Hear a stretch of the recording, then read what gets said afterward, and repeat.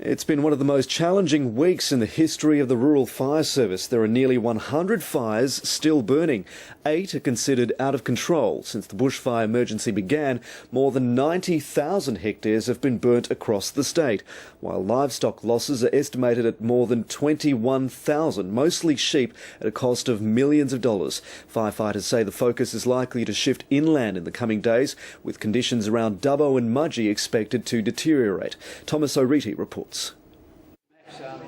The RFS braced for the worst. Temperatures in the 40s, along with wind gusts of up to 65 kilometres an hour in the state's southern ranges.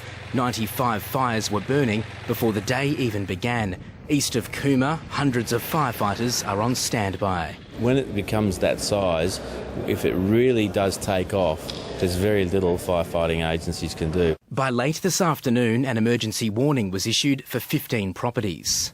It's clear that while we've come through an exceedingly difficult period, some of the most catastrophic fire conditions ever experienced in this state, that we're not out of the woods just yet.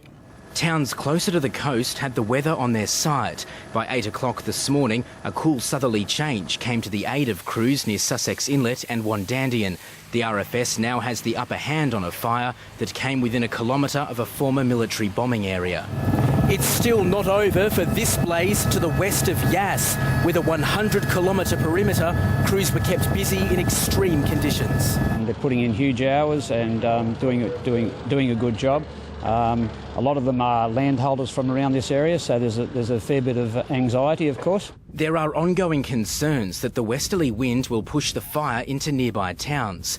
Conditions are expected to ease tomorrow, particularly on the coast. But some towns can still expect warm and gusty conditions. Quite hot west of the Divide, around the Dubbo, Mudgee areas, and a fairly large band of area there.